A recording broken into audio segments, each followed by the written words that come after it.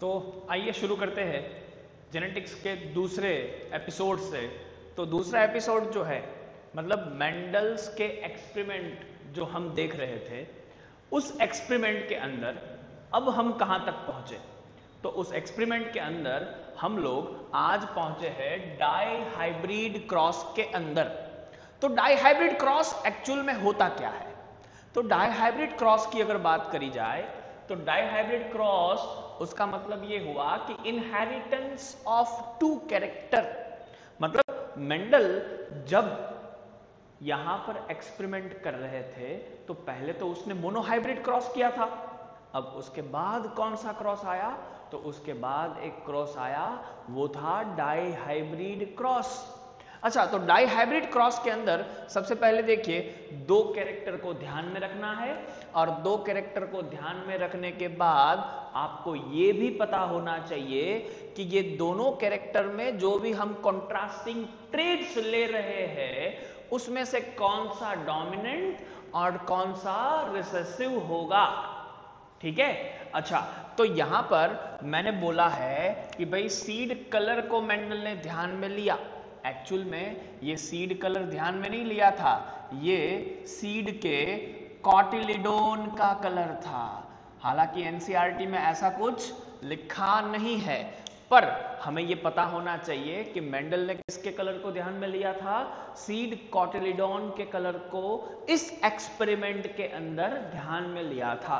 अच्छा, तो यहां पर seed colour yellow colour is dominant over green colour. यहां पर seed shape is round, round shape is dominant over wrinkle shape. तो मतलब इसका हम साइन बनाएंगे y और इसका बनाएंगे स्मॉल y। तो इसका क्या बनाएंगे? चलो सिंबल कैपिटल R, इसका क्या बनाएंगे भैया? Small r। अच्छा चलिए, तो अब प्रोसीजर क्या है? तो प्रोसीजर तो वही है जो हमने मोनोहाइब्रिड क्रॉस में फॉलो करी थी। कौन सी प्रोसीजर? पहली इमैस्कुलेशन। इमैस्कुलेशन किसका करना है भाई? तो इमैस्कुलेशन हम उसी का करेंगे जिस प्लांट को हमें फीमेल प्लांट बनाना है, उसी प्लांट का हम क्या करेंगे? इमैस्कुलेशन। अच्छा, इमैस्कुलेशन के बाद बैगिंग, और बैगिंग के बाद क्या होगा? Cross pollination.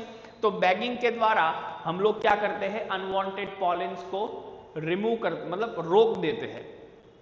We are protecting the female plant from the unwanted pollens, but here after the bagging we are doing the cross pollination. तो देखिए पूरा एक्सपेरिमेंट क्या है? तो पूरा एक्सपेरिमेंट ये है कि पहले पी जनरेशन को लिया गया। अब ये पी जनरेशन क्या है भाई?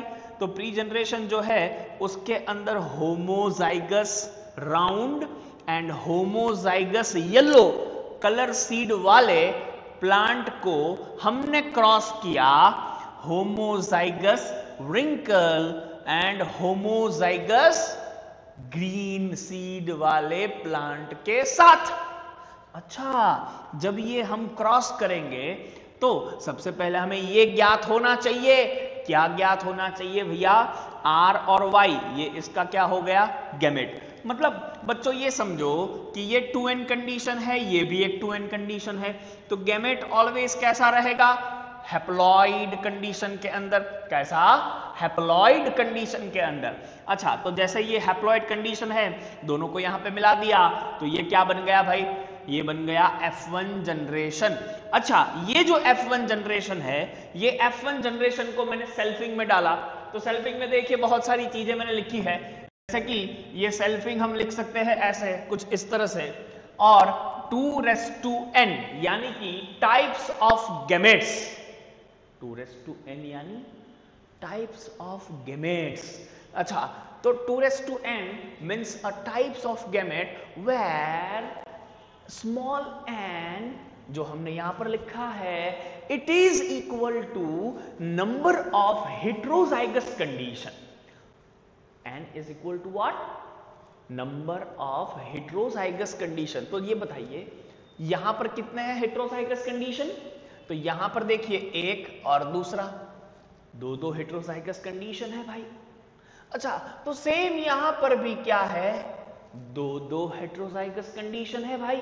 अच्छा, तो दो हेट्रोजाइगस कंडीशन है तो 2:2, यानी कि ये वाले जो प्लांट है, ये प्लांट कितने 4 टाइप्स के गैमेट्स को प्रोड्यूस कर पाएंगे। कितने 4 टाइप्स के। वैसे देखिए बहुत सारे गैमेट प्रोड्यूस होंगे, पर हम कितने लिखेंगे अभी, 4 ही टाइप के बहुत सारे गैमेट्स। मतलब गैमेट्स के नंबर तो बहुत सारे हो सकते हैं भाई। अच्छा, तो 4 टाइप के बहुत सारे गैमेट्स प्रोड्यूस होंगे, तो हर एक गैमेट का रेशियो क्या निकलेगा, हर एक गैमेट का रेशियो होगा 1/4, यानी कि हर एक गैमेट का टाइप 25% है। मान लो कि ये कुल मिला के 100 गैमेट बने, तो ये कितना होगा 25, ये कितना होगा 25, ये कितना होगा 25, और ये कितना होगा 25। तो ये जो आप मेथड देख रहे हो ना, this method is called a fork line method. कौन सा मेथड है ये, फोर्क लाइन मेथड।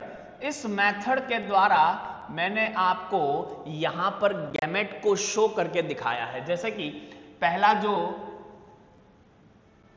ये जो होमोलोगस कंडीशन है, ये होमोलोगस कंडीशन को देखिए, मैंने बोला होमोलोगस है, तो ये होमोलोगस, पर अभी कौन से कंडीशन के अंदर है, हेट्रोजाइगस कंडीशन में। होमोलोगस और हेट्रोजाइगस, ये आपको पता होना चाहिए, ठीक है। चलिए, तो ये R, ये स्मॉल r मैंने पहले एक वर्टिकल लाइन में लिख दिए, और उसके बाद y को साथ में जोड़ दिया फोर्क लाइन कर। कैसे, फोर्क लाइन करके। अच्छा, तो जैसे ही मैंने फोर्क लाइन करके दोनों को जोड़ा है, फिर मैंने पूरा गैमेट बनाया, ये आपके सामने है। तो ऐसे 4 टाइप के गैमेट बने, capital R, capital Y, capital R, small y, small r, capital Y, small r, small y, ऐसे 4 टाइप के गैमेट बने। तो सेम ये भी मैंने यहां पर लिख दिए, तो ये बन गया पनेट स्क्वायर। अब ये जो पनेट स्क्वायर है, ये पनेट स्क्वायर के अंदर आपने हॉरिजॉन्टल लाइन पर फीमेल गैमेट्स लिखे हैं, वर्टिकल लाइन पर आपने मेल गैमेट लिखा है। अब इसके बाद ये जो पूरा कॉम्बिनेशन मिलेगा, इट इज 16 जाइगोट्स। ये क्या है, 16 जाइगोट्स। अच्छा, तो ये 16 जाइगोट जो है, ये 16 जाइगोट में ये मैंने पूरा टेबल तो लिख दिया। अब आप कलर कॉम्बिनेशन को पहले देखिए। तो कलर कॉम्बिनेशन में क्या है, ये देखिए पूरा लाइन मैंने रेड कलर में लिखा है। तो इसका मतलब ये है कि ये जो पूरा लाइन है ना, वो प्योर प्लांट है। प्योर प्लांट यानी कि ये सब देखिए होमोजाइगस कंडीशन में है। ये सब कौन सी कंडीशन में है भाई, होमोजाइगस कंडीशन में। अच्छा, ये वाले सब देखिए, ये वाले, ये सारे green coloured, they all are same and they all are in dihybrid condition. ये सब डाइहाइब्रिड प्लांट है। अब देखो, जैसा कॉम्बिनेशन यहां पर है वैसा ही यहां पर है, जैसा यहां पर है वैसा यहां पर है, जैसा यहां पर वैसा यहां पर, जैसा यहां पर वैसा ही यहां पर। तो ये 2 2 2 2 2 कुल मिला के कितने हुए, 8। अच्छा, तो ये जो है ना ब्लैक कलर्ड में लिखे हुए, उसमें एक सिमिलैरिटी है, और वो सिमिलैरिटी क्या है, दे ऑल आर मोनोहाइब्रिड्स। अच्छा, व्हाट इज मोनोहाइब्रिड्स? देखिए, इसमें एक ही हेट्रोजाइगस कंडीशन है बेटा, इसमें भी एक ही हेट्रोजाइगस कंडीशन है, इसमें भी एक ही हेट्रोजाइगस कंडीशन है। तो कुल मिला के सबके अंदर एक एक एक एक हेट्रोजाइगस, सॉरी ये वाला नहीं, ये वाला नहीं, ये वाला, ये वाला और ये वाला, ठीक है। तो ये क्या हो गया, कुल मिलाकर ये सारे जो ब्लैक कलर्ड में मैंने लिखे हैं, वो सब कौन है, वो सब दे ऑल आर मोनोहाइब्रिड्स। मतलब उसके अंदर एक ही हेट्रोजाइगस कंडीशन है। चलो, अब इसका हम F2 जनरेशन का कैसे जीनोटाइपिक रेशियो लिखेंगे। तो genotypic ratio of F2 generation can be written like this, 1:2:1 all square अच्छा, आपने एक ही कैरेक्टर मोनोहाइब्रिड अगर क्रॉस किया होता तो आपको F2 जनरेशन में क्या रेशियो मिलता? 1:2:1. But whenever you are taking the two character in your mind and you are doing the hybridization experiment, it means क्या हो गया? 1:2:1 all square. अच्छा, तो इसका हम अगर सिंप्लीफिकेशन दे तो क्या होगा? ऐसा कुछ सिंप्लीफिकेशन मिलेगा आपको। तो ये जो सिंप्लीफिकेशन आपको मिला है उसमें से जो 1:2:1 मतलब पहले आपने एक को पूरे 1:2:1 से मल्टीप्लाई किया, फिर आपने दो को पूरे 1:2:1 से मल्टीप्लाई किया, तो ये पूरा आपको एक कॉम्बिनेशन मिला, फिर ये दूसरा मिला, फिर ये तीसरा मिला, तो कुल मिलाकर 9 जीनोटाइप्स आपको मिले। कितने? कुल मिलाकर 9 जीनोटाइप आपको मिलेंगे। अच्छा, this 9 genotypes are represent like this 1:2:1, 2:4:2 and 1:2:1। तो ये जो 1 है, this 1 indicates what? This 1 indicates what? अब ये देखो, ये पूरा एक लाइन जो है ना, ऐसा मेंबर आपको कहीं और नहीं दिखेगा। This kind of genotype that will be not there in this table. तो यहां पर कोई भी जगह पर इस तरह का जीनोटाइप आपको नहीं मिलेगा। तो यहां पर मैं लिख देता हूं भाई, ये सिंगल बंदा है RRYY। अच्छा, तो ये एक किसके लिए? चलो कैपिटल R ले लो और स्मॉल y ले लो, और उसके बाद ये एक किसके लिए? स्मॉल r कैपिटल Y, और ये किसके लिए भैया? Small r small y। अच्छा, ये सब तो ठीक है। अब ये सब जो है वो क्या है? 2 नंबर किसके लिए? तो ये जो मोनोहाइब्रिड्स थे, देखो एक ये, एक ये, एक ये, एक ये, एक ये, एक ये, एक ये, एक ये दोनों सेम है। अच्छा, तो 2 नंबर भी 4 बार है, तो एक पैर, ये दूसरा, ये तीसरा, ये चौथा। अच्छा, तो यहां पर मैं लिखूं RR capital Y small y, इसके लिए क्या लिखूं भैया? R small r capital Y। अच्छा, इसके लिए क्या लिखूं? Small r capital Y small y, और इसके लिए मैं क्या लिखूं? तो इसके लिए हम लिखेंगे कैपिटल R स्मॉल y। तो इस तरह से हम लिख सकते हैं। अच्छा, तो चलो, ये 4 नंबर अभी बच गया सर। अच्छा, ये जो 4 नंबर है ना, this 4 number is for this, तो ये है डाइहाइब्रिड। ये क्या हो गया? डाइहाइब्रिड। तो सेम, अब 9 जो है, आप इसमें पूरे टेबल के अंदर देखिए, पूरे टेबल के अंदर आपको जहां जहां पर कैपिटल R या कैपिटल R स्मॉल r मिलता है, that means it represent a round sheet. और अगर आपको कैपिटल Y और कैपिटल Y स्मॉल y जहां पर भी मिलता है, it represent what? Yellow seed. इसके अलावा जहां पर आपको स्मॉल r दिखे only, that is a wrinkle seed, और जहां पर आपको स्मॉल y दिखे, that means it is green seed. तो इतनी बात आपको समझ में आई? अच्छा, ये बात जो है, अब ये पूरा जो रेशियो मिला उसमें से 9 के कौन होगा? Round yellow. 3 कौन होंगे? Round green. 3 और कौन होंगे? Wrinkle yellow. और एक कौन होगा? Wrinkle green. अच्छा, अब ये है क्या? ये एक्चुअल में अगर आप देखो तो 9:3:3:1 एक्चुअल में 2 कैरेक्टर्स के कॉम्बिनेशन का ही नतीजा है। जैसे कि 3:1 इंटू 3:1 करिए, तो 3:1 हम किसके लिए लेंगे? चलो, एक कैरेक्टर के लिए हमने 3:1 लिया, दूसरे कैरेक्टर के लिए भी हम 3:1 ले लें। तो ये दोनों को हमने जब कंबाइन किया, जब हम दोनों को कंबाइन कर रहे हैं, तो हमें रेशियो मिला 9:3:3:1। अच्छा, अब ये सब तो ठीक है, ये सब तो रिजल्ट थे। अब मेन बात आती है कंक्लूजन की। मेन बात किसकी आती है भैया? Conclusion. What is the conclusion for this dihybrid cross? तो कंक्लूजन मेरे हिसाब से ये दोनों भी आप दे ही सकते हो। वैसे तो this conclusion, like law of dominance and law of segregation, is already given into the monohybrid cross, but it is also proven into the dihybrid cross. Law of dominance as well as law of segregation. As we know, law of segregation is also known as law of purity of gametes. What we say? Law of segregation is also known as law of purity of gametes. तो ये दोनों, this two law can be proven in this experiment, but rather than that, another one, another rule, another postulate, another law is also added by the Mendel, and that is law of independent assortment.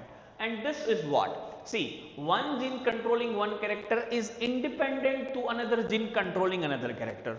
What it say? See, this is completed. This is now completed. But the explanation of this law is very important here. See, this is very easy, but the explanation of the conclusion is very necessary because of question may be asked from it. So what I say, that one gene controlling one character is independent to another gene controlling another character. अच्छा, तो इसको कैसे explain करें भाई? तो चलो मान लीजिए we have a one cell, we have a another cell, we have a two cells. In this cell, the pair of chromosome is present. Same here, we also have a pair of chromosome like this. Similarly, we have a pair of chromosome in that cell also, but there we are showing the two pairs, and here we are showing only the one pair of chromosome. Now this cell is in a 2n condition, this cell is also in a 2n condition. दोनों cell जो है वो कौन सी condition में है? 2n condition में है. अच्छा, अगर यहां पर मैं जीन लिखूं capital A small a, capital B small b, और यहां पर मैं जीन लिखूं capital R small r, capital Y small y. अब ये सब क्या है? देखिए, ये 2n सेल है, पहले ये दिमाग में डाल दीजिए. This is a 2n cell, diploid cell. But when we talk about the diploid cell is having the pair of chromosome, and that pair is segregate at the time of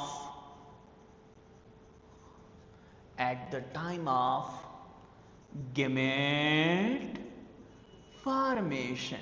Wow, at the time of gamete formation. अच्छा, तो segregate तो करेगा, उसमें कहां नई बात है. मतलब ये n एक गैमेट में जाएगा, ये n दूसरे गैमेट में जाएगा. अच्छा, तो सेम यहां पर भी होगा.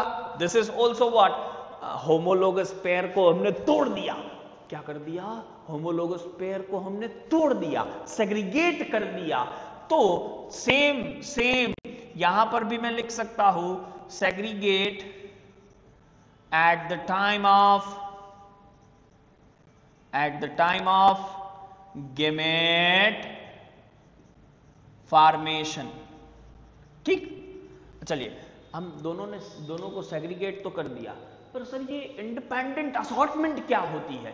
दैट इंडिपेंडेंट असॉर्टमेंट का मतलब ये हो गया, see, when there is a segregation of this pair of chromosome, ये जो पूरा पेयर है क्रोमोसोम का, उसका जब सेग्रीगेशन होगा तो सेग्रीगेशन के दौरान ये A और B एक ही क्रोमोसोम पर है, तो वो एक दूसरे का साथ नहीं छोड़ेंगे, ये एक दूसरे के साथ रहना पसंद करेंगे. हालांकि क्याज़माटा फॉर्मेशन होगा, वो सब तो बहुत दूर की बात है, वो तो हम मॉर्गन में पढ़ेंगे, ठीक है, पर ये एक दूसरे का साथ नहीं छोड़ेंगे. So this two A and B gene, हम लिखते हैं यहां पर A and B genes shows linkage,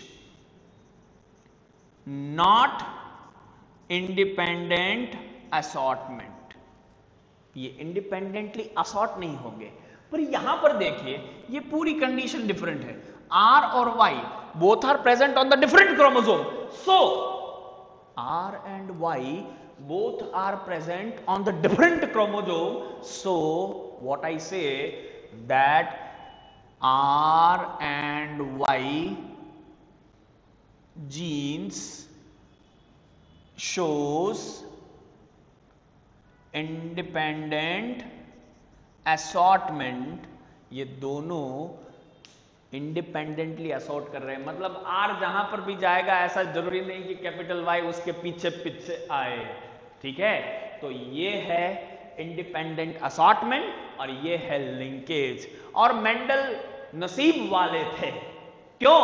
क्योंकि उसने जो ये दोनों कैरेक्टर लिए, वो दोनों कैरेक्टर एक्चुअल में, this both character actually present on the different chromosome, on the different chromosome of the bee plant. Okay, so I think you are getting my points and you are getting the clearance about the linkage, and independent assortment. Okay.